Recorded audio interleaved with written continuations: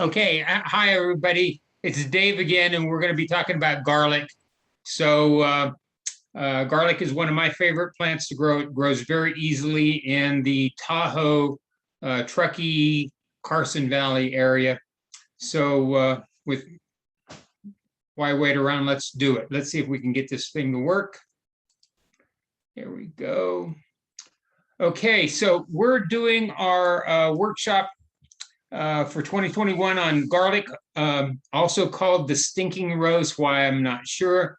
We're talking about an allium. This is an Allium sativum, the hardneck garlics and the softneck garlics. As Mary mentioned, we are a collaborative group that includes various organizations. And while we're talking about high elevation, this does include the Carson Valley as part of our program as well. We have a number of master gardeners who live in the Carson Valley area. This collaborative group we kind of call DIG. It makes it easy to work with when we put in our plant orders in the spring. The University of Nevada, Reno's Desert Research Initiative grows a lot of the plants for us. So they like using DIG.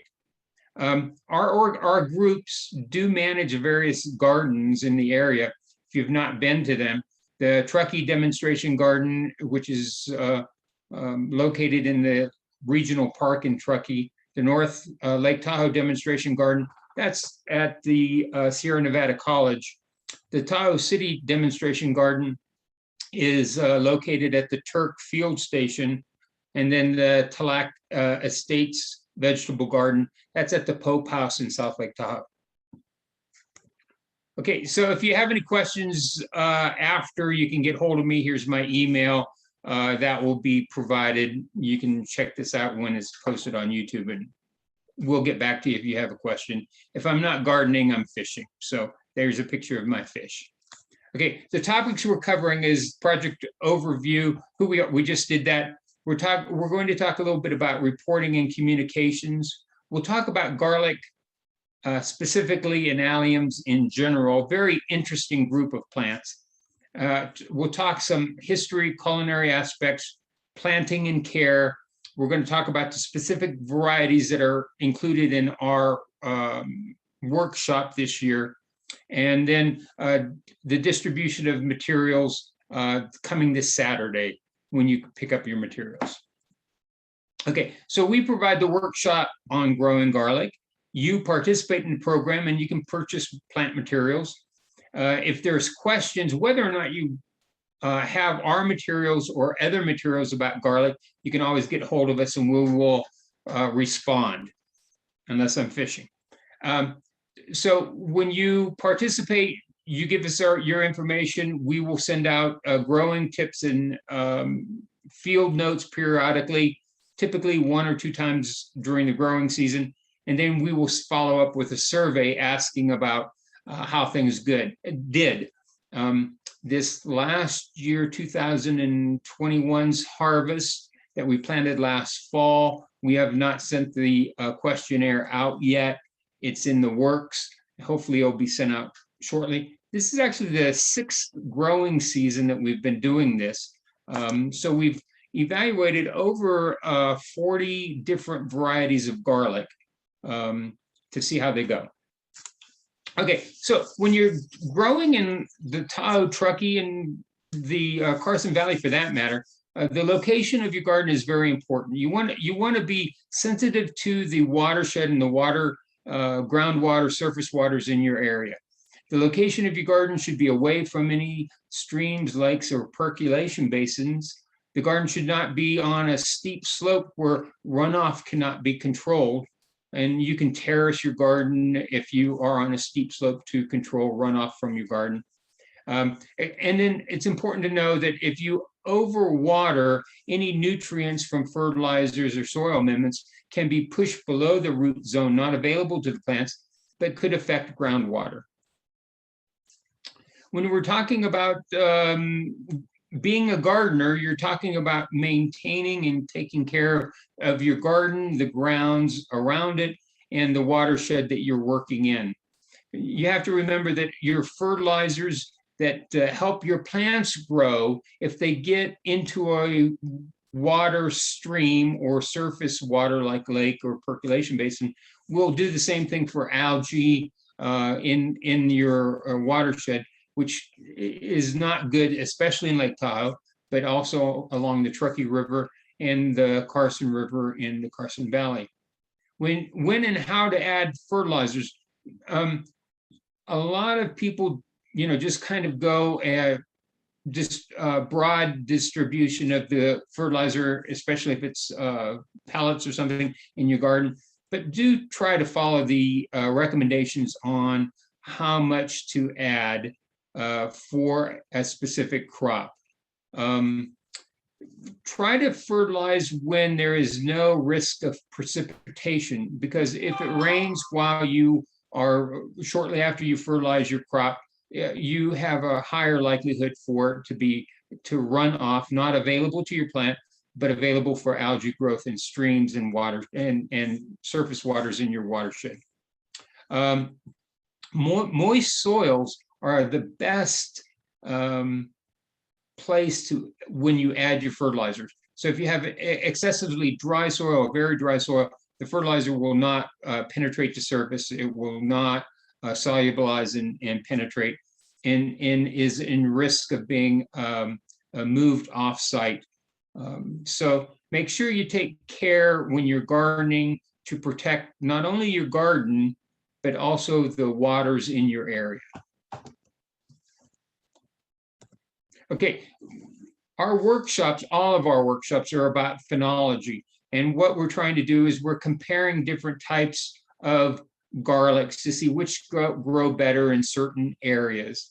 And specifically, we're talking about varietal comparative phenology, which looks at the growth and development differences between two varieties so that we get a better idea of what plants work best in a specific situation.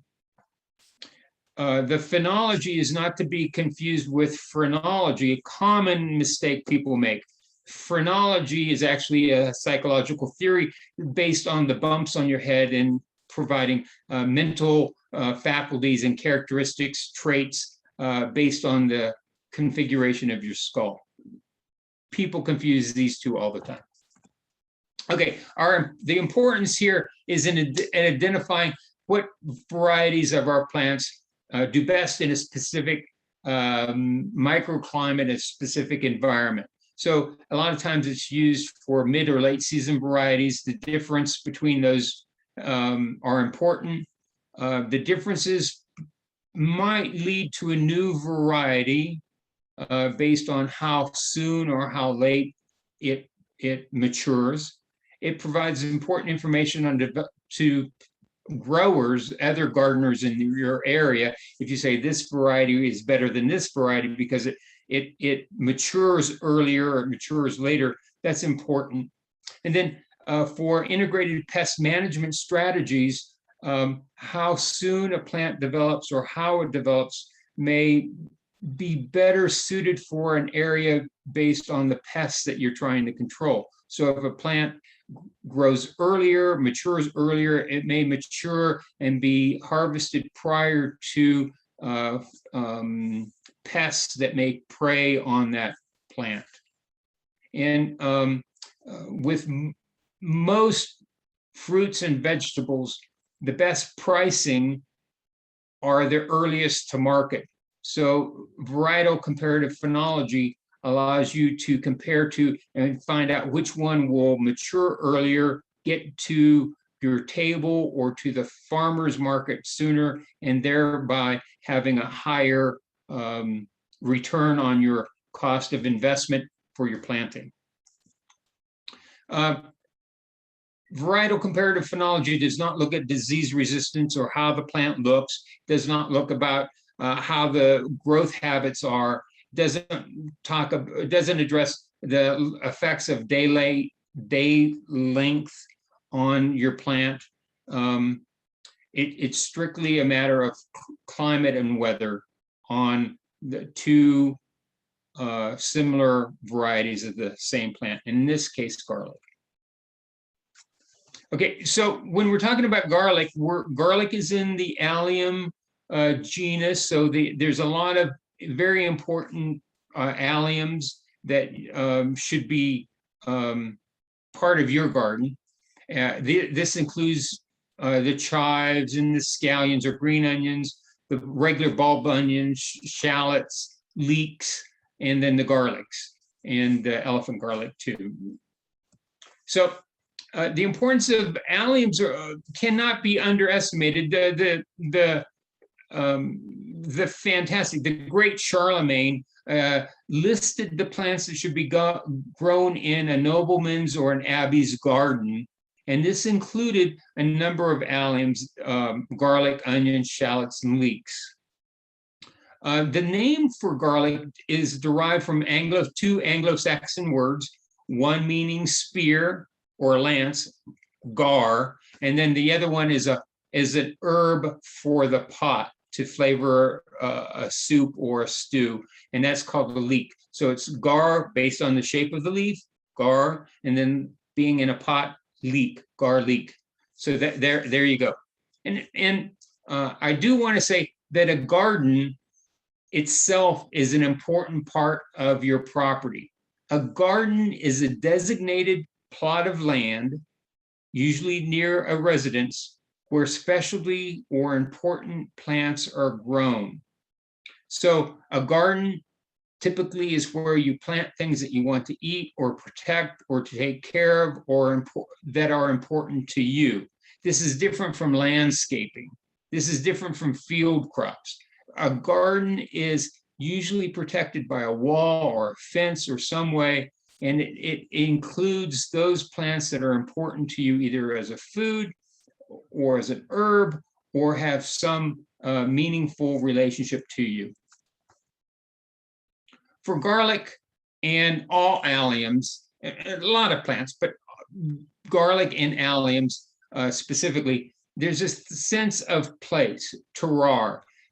If you grow your garlic in your ground for a number of seasons, the flavor, the texture, the size will take on characteristics of where it is grown.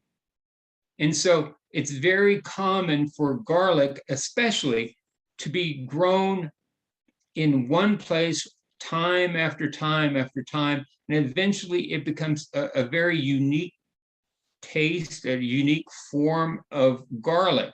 And we do have this Bijou school is now in the third or fourth season of growing the garlic over and over again, and they're noticing that the bulbs are getting bigger because they're used to be growing where they're being grown. So you can grow your own garlic, you can replant your garlic year after year, and it will slowly take on the characteristics of the area that it's grown. When you replant your garlic, we always want to plant the largest cloves from your largest bulbs, and then plan on eating the smaller bulbs and the smaller cloves. So that way you get more bang for your buck, you get a better quality garlic plant each successive planting. Okay, garlic cultivation. These few slides we will have as a handout when we hand out the garlic. So there's a picture of a clove of garlic right here. I think you can see that. You want to consider treating your garlic cloves prior to planting. It gives them a bit of a head start. I'll cover that in just a second. You want to prepare your planting area. Mend soil is needed. Garlic and alliums in general, like well-drained mineral soil. So in the Tahoe, Truckee area, you can't get much mineralized soil than what we have. In the Carson Valley area, depending on where you're at, most of the soils there are also highly mineralized. You're always having to add organic matter to it, but garlic likes mineral soils.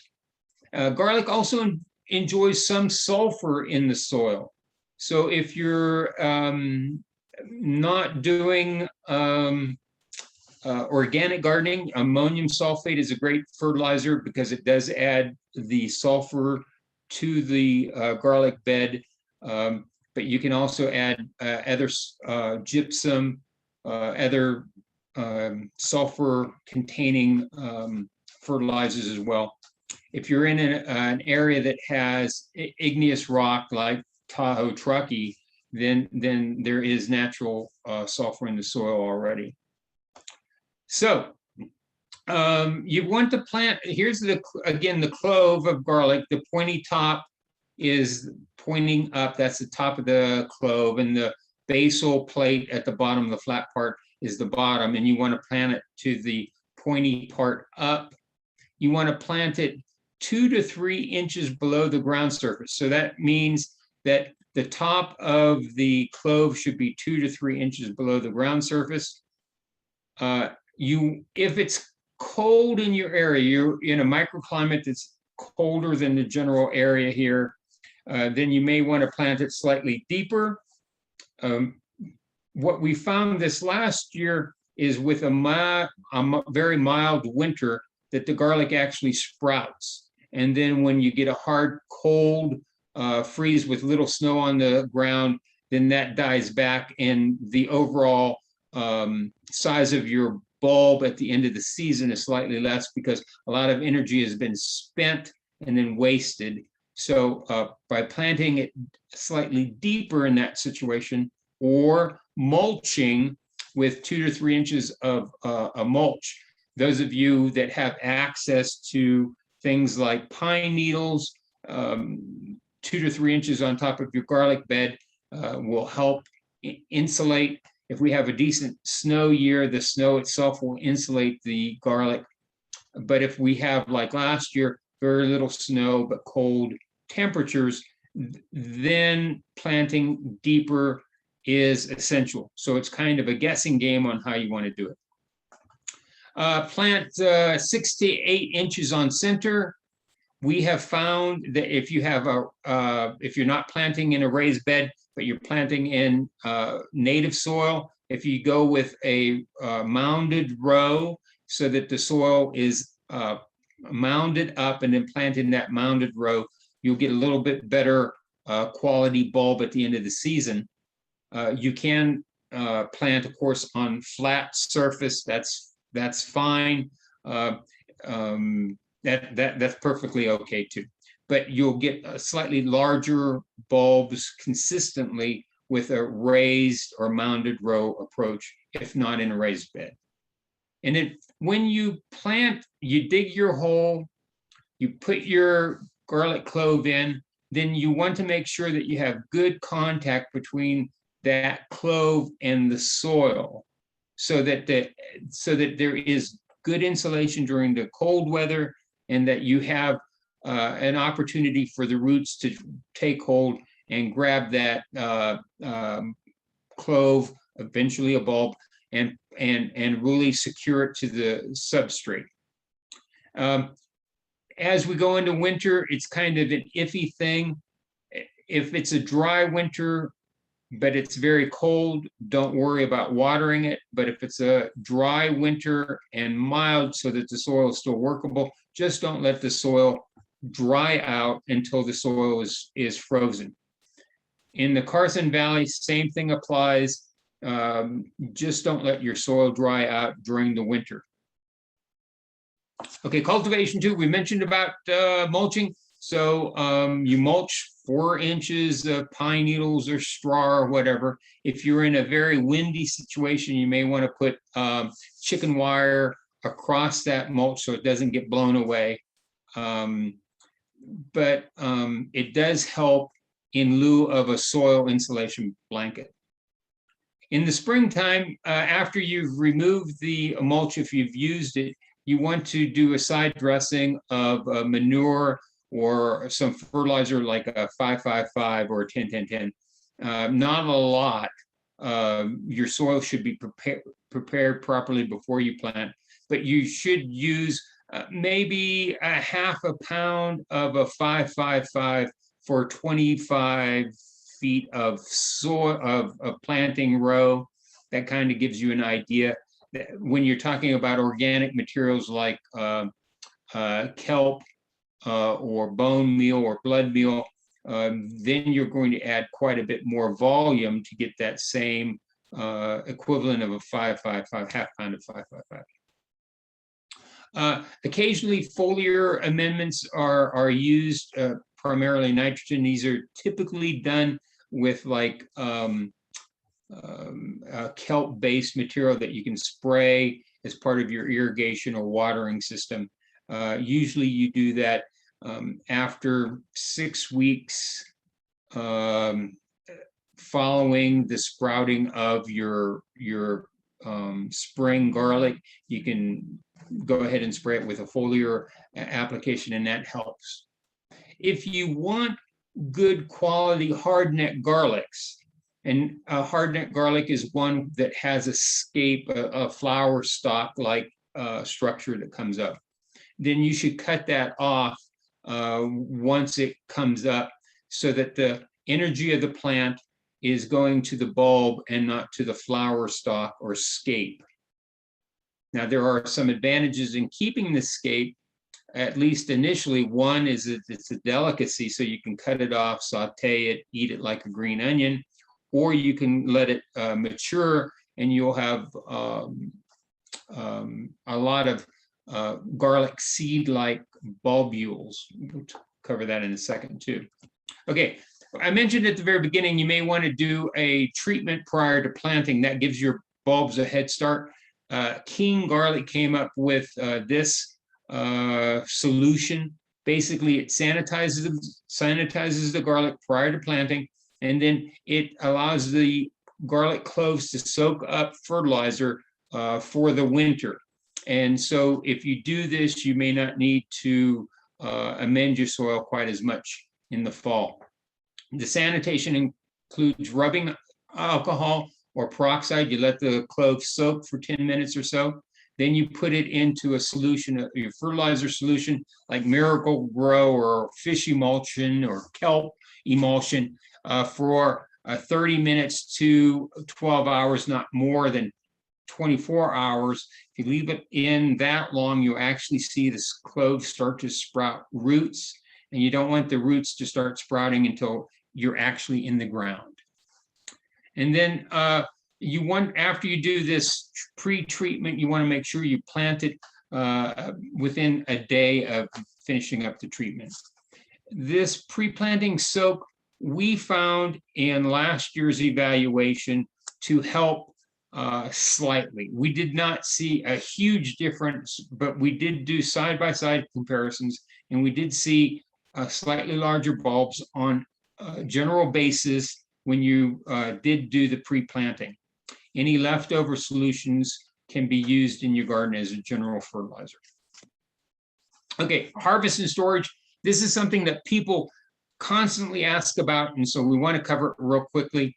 Sometime in late July or early August, slightly earlier in the Carson Valley, but sometime around late July or early August, the leaves, even though you're watering, everything's going good, the leaves will start to turn yellow.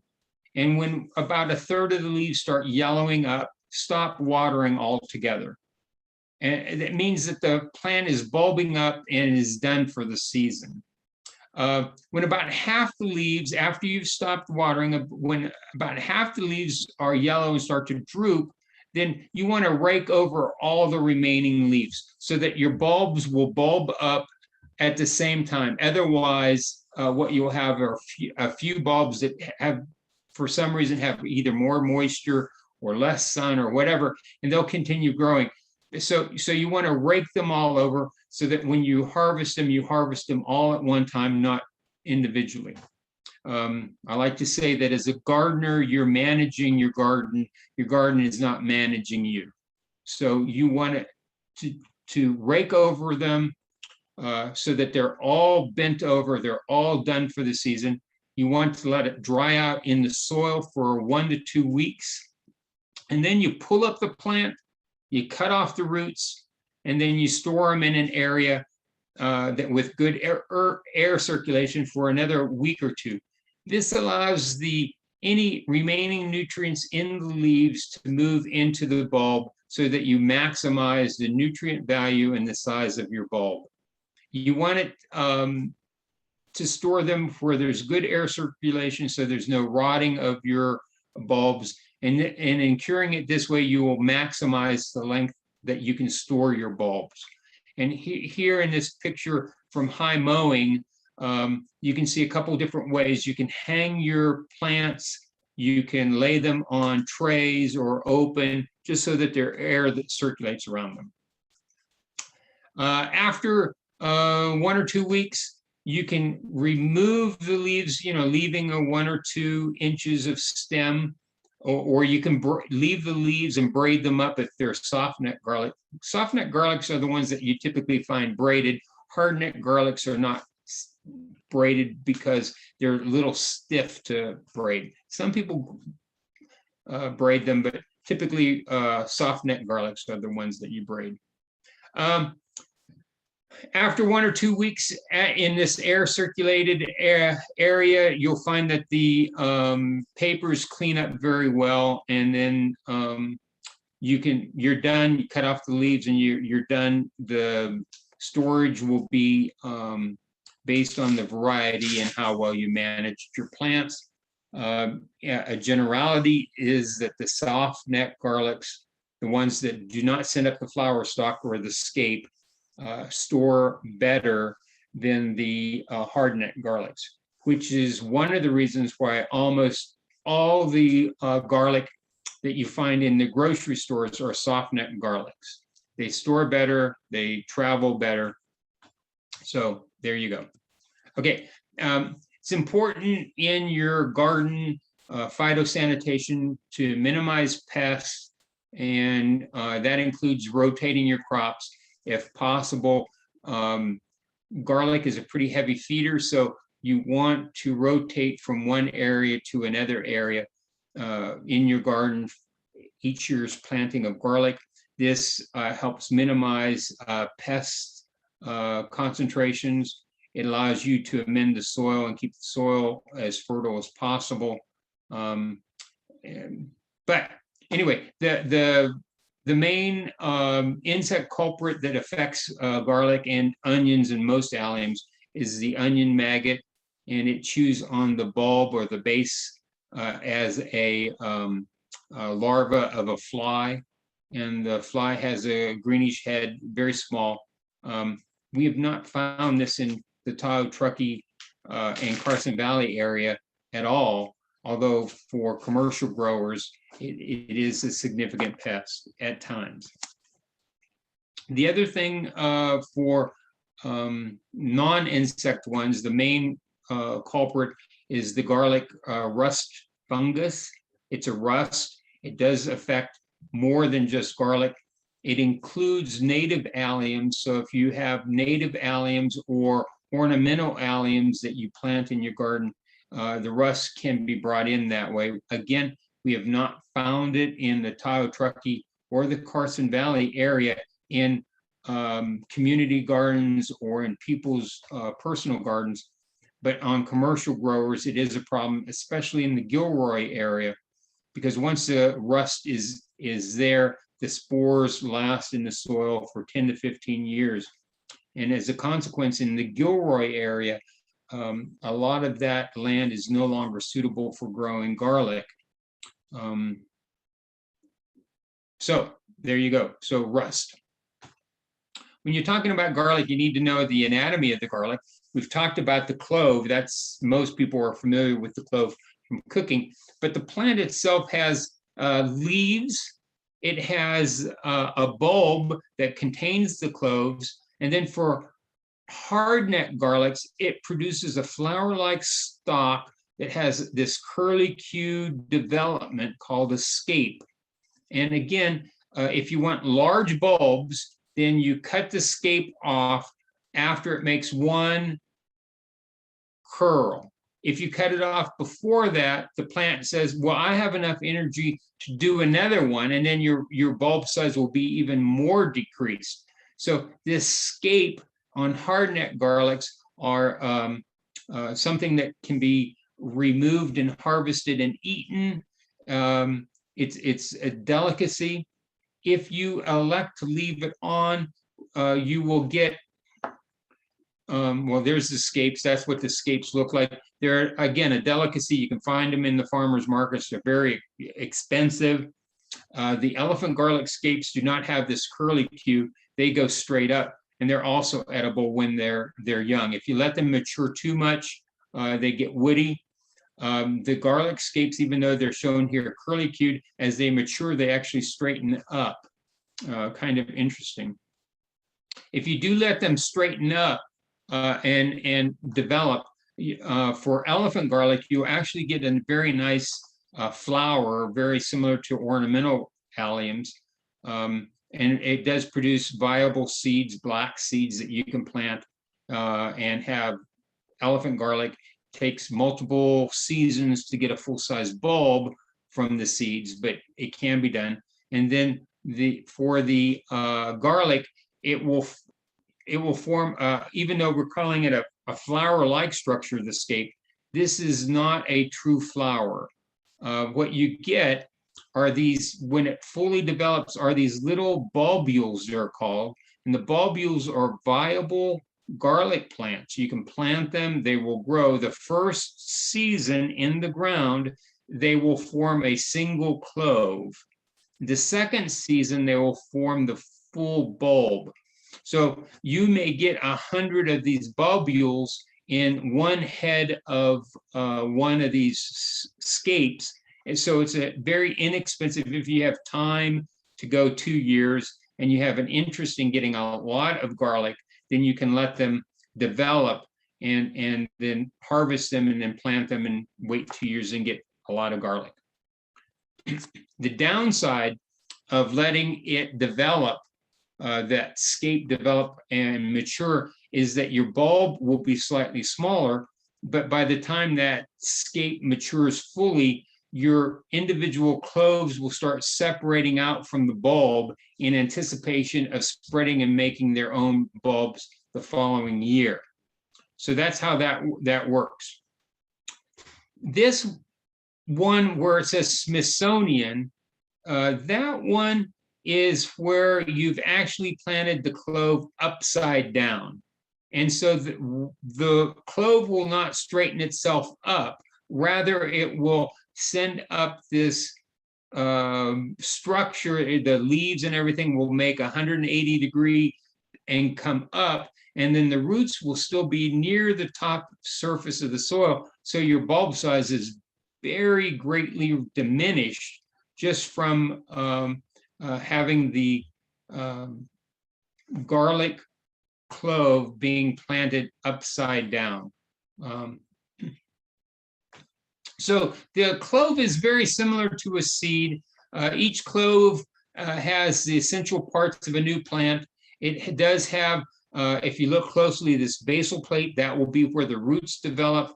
You will have, if you look very closely at a clove of garlic that you've cut in half, you'll actually see the sprout leaves or leaf and the foliage leaves. And then you'll have this fleshy clove, which is the nutrient source to get the plant going.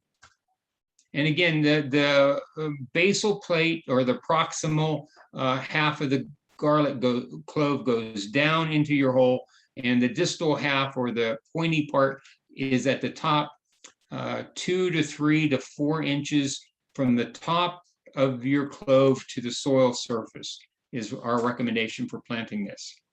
The clove and these bulbules that we mentioned previously are all asexual reproduction methods. So they are an identical clone of the mother plant. When we're talking about garlic, one of the things is the garlic taste. The garlic taste, the hotness, how it tastes, and the various varieties of garlic definitely has different taste, hotness or spiciness or sulfurous taste. And the way garlic, but if you smell a garlic in the store, or the garlic that we hand out, and you smell it, it doesn't smell very much like garlic. And the reason for that is that there's a chemical reaction that goes on when you cut the garlic, when you smash the garlic, when you peel the garlic. And that has to do with this enzyme alliinase and this protein alanine. They react together to produce a chemical called allicin, which gives you that garlic, gives you that onion, gives you that scallion smell and taste. And it's actually a chemical reaction, because these alanine and alliinase are two different chemical compounds that are found in adjoining cells. And when you break those cell barriers, it combines to produce the onion, garlic, scallion taste and odor called allicin. So there's your basic chemistry. The groups of garlic are typically divided into two groups. One is a hardneck garlic, and one is a softneck garlic. And for our work here in our workshops and our growing evaluations, we don't differentiate any further than hardneck and softneck. But if you're really a connoisseur of garlic, they're further broken down into, for hardnecks, 8 different kinds of hardneck garlics. And then for softneck garlics, there's 2 different softneck garlics. And again, the vast majority of the garlic that you find in the supermarkets and stores are the softneck varieties. Hey there, hi there. Okay, so let's talk a little bit about the garlic that we're going to have. The one that we're talking about is music garlic. This is a hardneck garlic. It's a very outstanding plant. We have grown this before in our program. We have not gotten huge size bulbs, although we keep trying.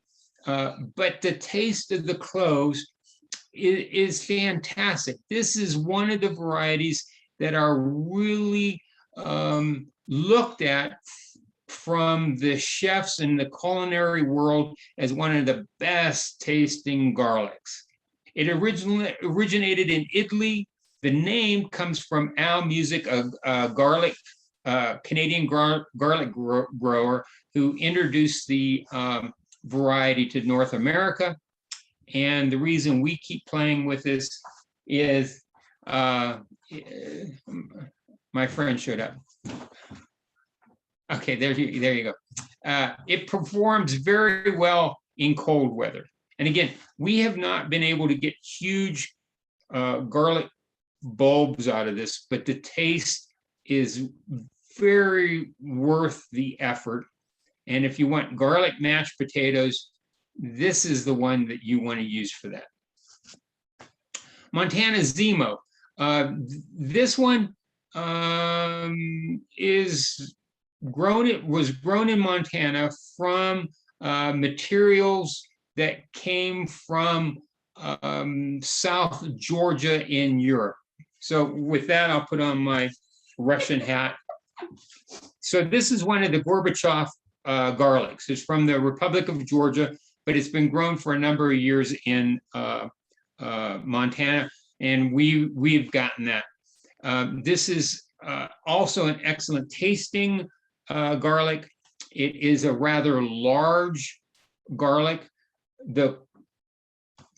We ordered 5 pounds of this garlic, and we got like 25 bulbs out of 5 pounds, because each bulb only has 4 or 5 cloves.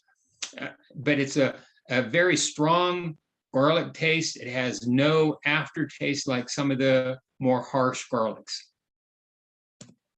The next one that we have is a hardneck garlic that we're very excited to try. This is Chinese purple. It's from Southeast China. We do not know how well it will do here in the Tahoe Truckee area, but we're very excited for those of you in the Carson Valley who want to grow this one. It is a very hot garlic. It is sometimes called the Chinese firebomb because of the hot taste of this particular garlic. So it does have a shorter storage life than even other hardneck garlic, so it's eaten shortly after it's been harvested and cured, that 2 to 3 week period that we talked about. And so we're very interested to see how this one goes. It is a beautiful colored bulb with purple throughout. The garlic cloves themselves are not purple, but the skins on the outside have a purplish cast. Very beautiful bulb, very hot taste. We're very excited to try this and see how this is going to work out. Idaho Silver is a softneck garlic, and it is distantly related to the California Early or Susanville or the Lahontan varieties of softneck garlics. It is a cold adapted softneck, and it does have a lot of cloves per bulb. Some of them are small, some of them are large.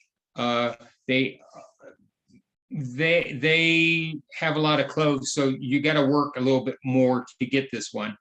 As far as using it for cooking, it is also a very hot garlic in taste, and it does have a sulfury kind of aftertaste or a bite to it that might be interesting to taste. And even though it's called a Idaho Silver and it does come from Idaho originally, its source material, we don't know what that is. One of my favorites is this Kettle River Giant. We've tried this before, and we have gotten very large bulbs, especially when you pre-treat it with that solution of peroxide or alcohol and then the fertilizer and then plant it. We have gotten very good bulbs out of this. It is found originally from the Pacific Northwest in the mid 20th century, like the 1970s, 1980s. And the interesting thing with this one is that you'll find 2 rows of cloves. The outer row of cloves, their outer layer of cloves, often are bigger, and the inner cloves are more thin and elongated. It does store very, very well, and we're very excited to try this one again to see if we can get the same large size bulbs that we have in the past. The next one that we're offering, again, because people just seemingly love this, is our elephant garlic. Elephant garlic is not a true garlic. It's more related to the leek family. The leeks, it does have very large bulbs, very large cloves, and then occasionally, well, frequently we've found, it has secondary bulbs that are small that are attached to the roots. If you can see my pointer here, this area right here or along the roots, there's 2 of those exterior cloves that develop. The flower is fertile, so you can also get seeds if you want to have seeds, plant them. 1 year you'll get a medium-sized bulb. The second year you should get a full-size bulb with multiple cloves. For our program this year, we ordered 10 pounds of the elephant garlic, and we got 120, 130 cloves out of 10 pounds. So the size of the cloves for our seed garlic is quite large. Here in Tahoe, Truckee, we have never gotten huge elephant garlic bulbs. However, in the Carson Valley, in the Pleasant Valley area, Reno area, they do get very large bulbs out of their elephant garlic. Whether or not it's the soil differences or the soil temperature or the sunlight, I'm not sure, but it is a mild garlic tasting plant, even though it's not a true garlic. Okay, the elephant garlic has an interesting history also. 1941, this Nicholas Garden Nursery in Oregon found this. Mr. Nichols, who owned the nursery, found it. The area in the Willamette Valley was settled in the 1800s by immigrants from Yugoslavia and Czechoslovakia, and they brought with them this interesting garlic. Mr. Nichols bought the garlic, started raising it, and then promoting it. He did not copyright the name, and so a lot of people have jumped on the bandwagon, and much like Kleenex or Xerox, elephant garlic's all over, even though he was the original person who grew it and promoted it. And when you buy it from the Nicholas Gardens, you actually get a booklet that tells you all about growing it, the history of it, and a little bit about Mr. Nichols himself. Okay, so some background information on garlic. The United States is the 9th largest producer of garlic. China produces 100 times greater volume than the United States. A lot of their garlic is used in processed foods, dried, dehydrated, and sent on out. A lot of it is exported. California is the largest garlic producer in the United States. Nevada is third. Nevada grows a lot of the garlic that is processed in Gilroy. Nevada also grows a lot of the seed garlic that is used in other parts of the country. My hat, we mentioned the Gorbachev connection. Mikhail Gorbachev was leader in the Soviet Union in the 1980s, 1991, when it broke up. But he had a background in agriculture. As a teenager, he worked on a combine on one of the collective farms. His original degree, his master's degree, was in agricultural economics, although his bachelor's was in law.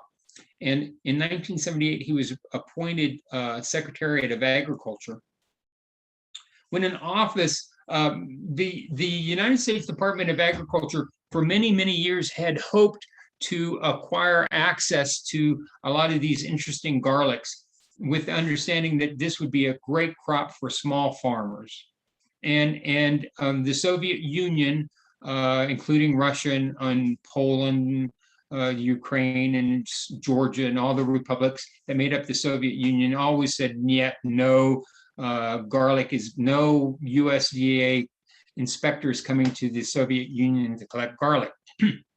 Mikhail Gorbachev comes around, the United States asks, and he said, "Oh yeah, sure."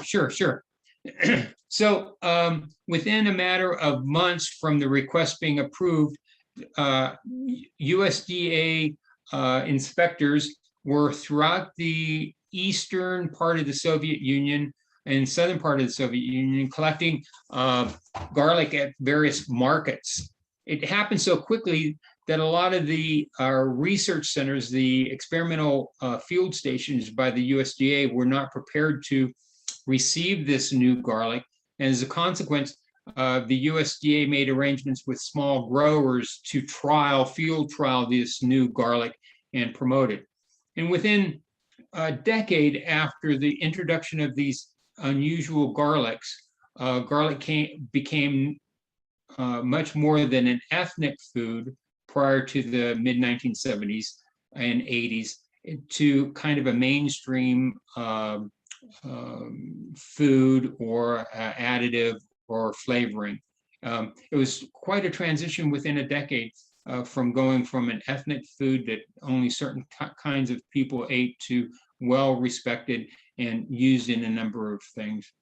The guy at the bottom of the page, this guy here, Vladimir Putin, had started his career with the KGB, and at the time that this took place with the USDA people coming in, he was actually in charge in the Leningrad area to approve foreign officials to visit the USSR, and he was very opposed to that. And as a consequence, in part, along with the USDA personnel, there was a translator assigned, as well as a KGB person to follow and track these guys around the Soviet Union.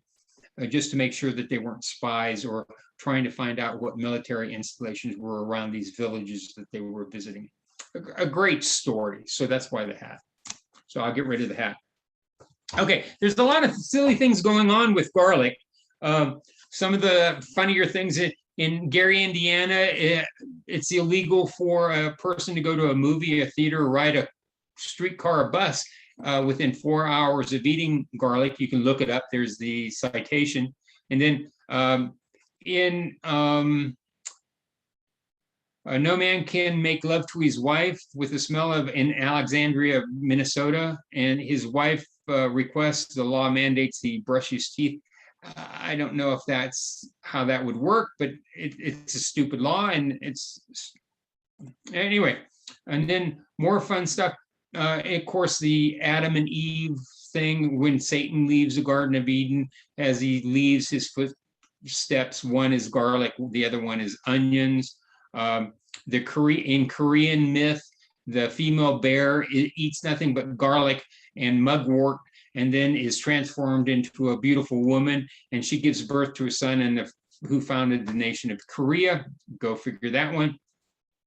Garlic is used in some countries to banish bad ghosts, and in the Quran, you can't go to the mosque after you've eaten garlic. So, and then in the Middle Ages, when the plague was around, this four thieves vinegar was a concoction that supposedly protected you from the plague. You would rub it on your hands and your ears and your temples when you approached a person. And it was based on vinegar and garlic and a bunch of other things. And then in Scandinavia, you hang garlic around the neck of goats to protect them from the trolls that are in the area. I'm not sure it's the same kind of trolls that you have on the internet, but it protects them from trolls. And then folk tradition said that if you feed garlic to chickens, their eggs will be more healthful. And then in 2002, there was actually a USDA study that showed that if you do that, the eggs will actually have lower cholesterol in them than eggs where the hens were not fed garlic. Weird. Gil Rogers, those of you who are old enough to know who he is, Gilroy is the only town where you can marinate a steak by hanging it on the clothesline. If you've been to Gilroy while they're processing garlic, boy, this is true. I mean, wow, it's a big deal. And then another one of his sayings about alliums in general, about onions, there's onion can make people cry, but there's no vegetable that can make people laugh. And then this one, I think some of you guys out there watching this might be able to beat this record, which was in 1 minute, 34 cloves of garlic. This is the world record, 34 cloves of garlic in 1 minute. This Deepak Shamara from Nepal. I'd like to watch it. Okay, and then there's festivals. Garlic is, if you have garlic, you got to have a festival. The most famous is, of course, here locally is the Gilroy Festival. They've had hard last 3 years, and so hopefully 2022 it will be back to normal. We have had, as part of our prior workshops, some of the royalty from the Gilroy Garlic Festival address our groups, which is a lot of fun. Reno actually has a garlic festival. They had it this year, kind of a truncated version of it, but in the prior, since 2017, they've had a garlic festival.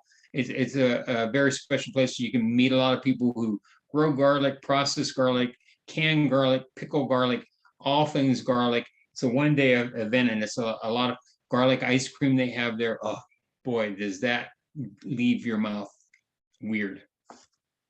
And then international festivals. There's a garlic festival in Italy, the United Kingdom, Ontario, Canada, France, Turkey, and then China has a garlic festival in July. although it's primarily a trade association type thing. But okay, the garlic that we received for this year's program was provided to us by Fillory Farms. Fillory Farms started in 1977. It was one of those farms that received garlic that came from the Soviet Union to trial and distribute.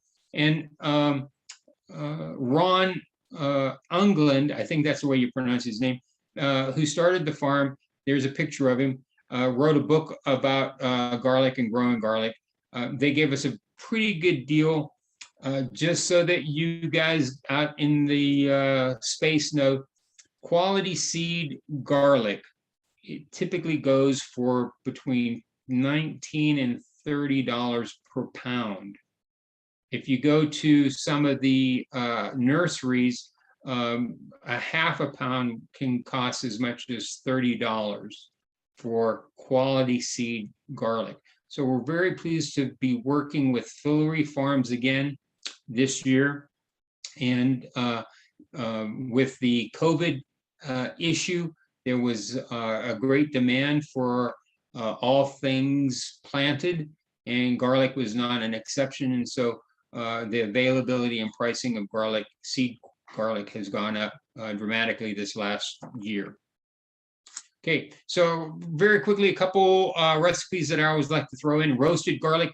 When you roast garlic, it's important to roast it thoroughly. Soft-neck garlics are much better roasted than hard-neck garlics because you don't have that stem coming up through the middle.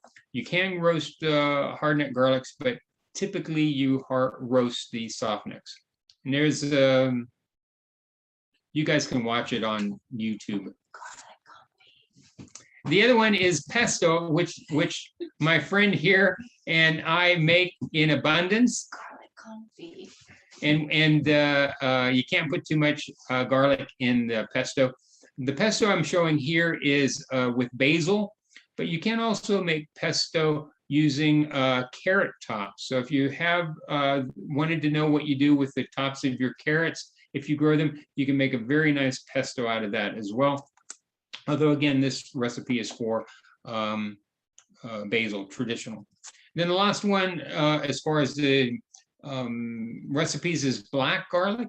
Black garlic is something that I've wanted to do for a number of years. What you basically do is you take whole bulbs of garlic, you put them in a slow cooker, or you can also buy a specialty garlic roaster, and you cook it on warm, not low, but warm, for 2 to 4 weeks.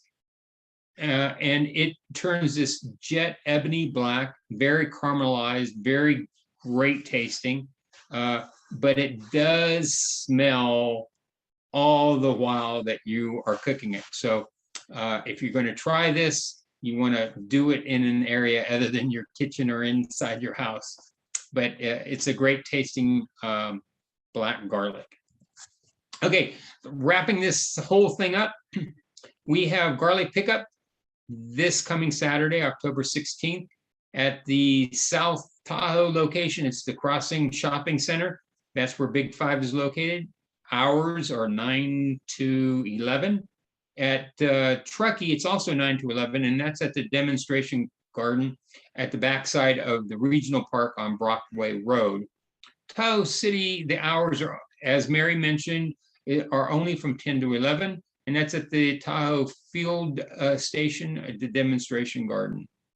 So thank you, and I think that's it for me, and I'll turn it back over to Mary and the rest of you guys.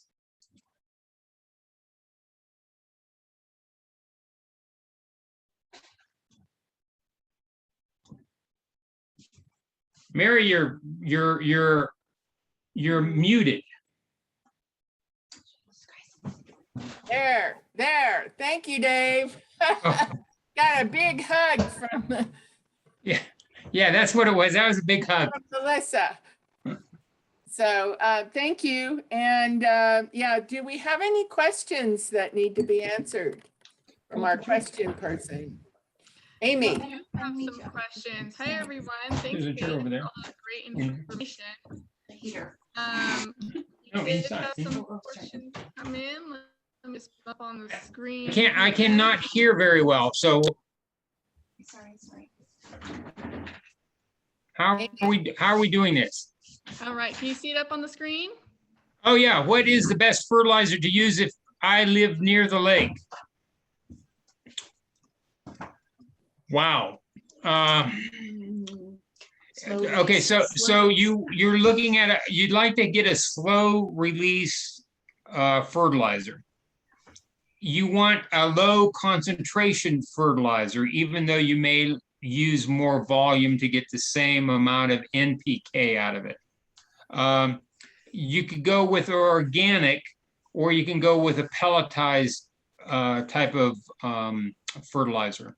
So I'm not going to recommend a brand, but again, slow release is the best. Next one.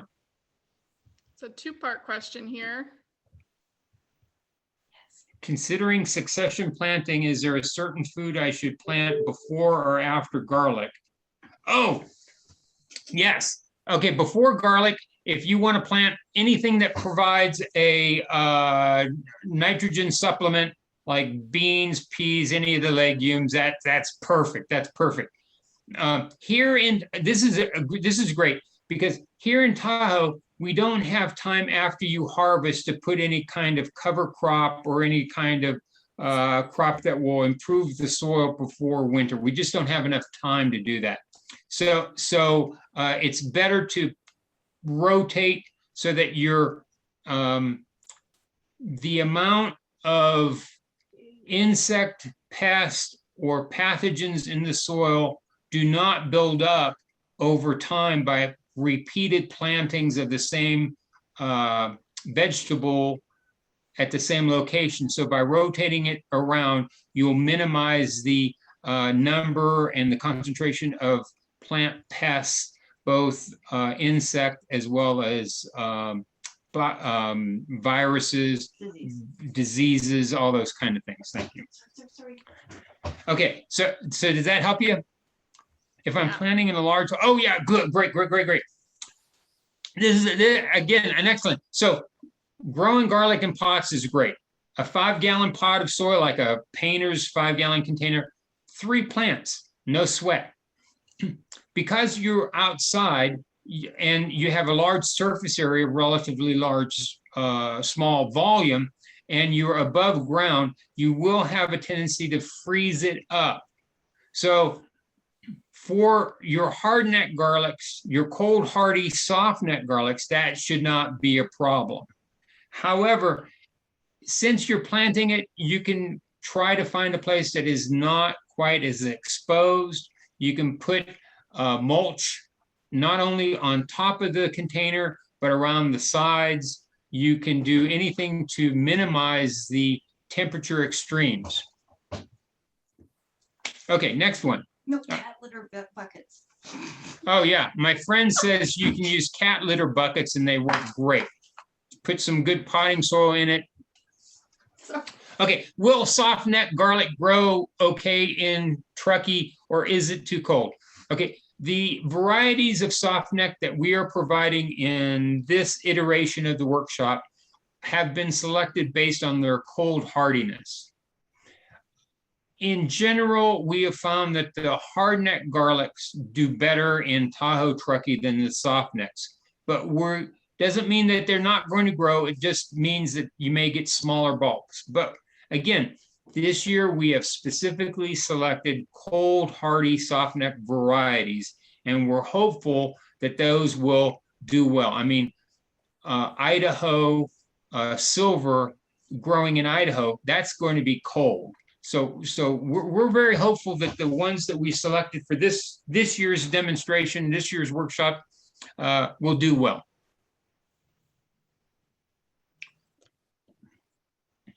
In planting the seeds, do you start them indoors in the spring and move them? Hey, whenever you start seeds in general, starting them early inside will give them a head start. You can just scatter them in the soil about a 1/4 inch, 1/2 inch below the ground surface and they will sprout. But if you give them a head start in planting and then transplant them out, they will do better. Plus, you can control a little bit better your watering, your light, and make sure they get planted in the garden after the last expected hard freeze. In Tahoe, Truckee, our last hard freeze typically is the first or second week of June. And our first hard freeze of the season typically is the first or second week in September. So we only have a little more than 90 days of growing season. So anything you can do to help that out, start them indoors, miles ahead, but it's not essential. And I want to also say the same thing goes for if you're doing those bulbuls from the hardneck garlics, the same thing applies. You can broadcast plant them ½ inch under the ground surface, or you can start them indoors and then transplant them later. Okay, what does it mean to rake over the leaves before the harvest? That's where you take a garden rake that you use to rake up leaves, and you basically rake over the leaves in the garden with the backside of your rake to break over any of the leaves that are still up and looking green.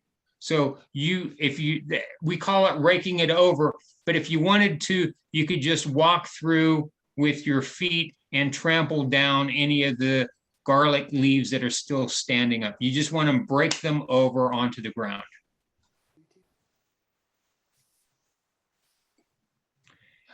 What's your favorite way to prepare and eat scapes? Lemon, butter, salt.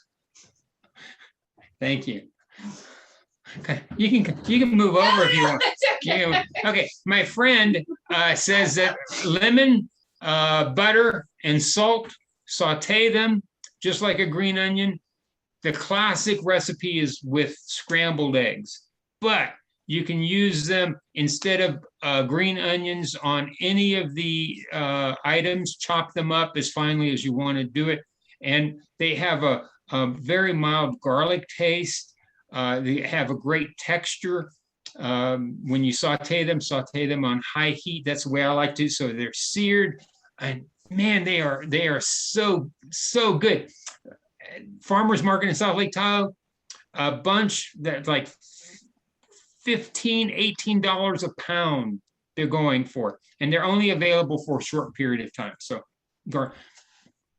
I do want to say one more thing about one more garlic application, and that is if you've overplanted your garlic, so you have too much garlic, one of the other uses is to pull it up after like in mid to late June and use it like a green onion, and that's called green garlic. And that again is one of those culinary delicacies that are high on the nouveau culinary scene.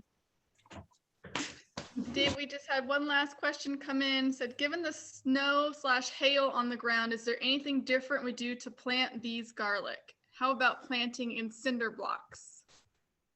What?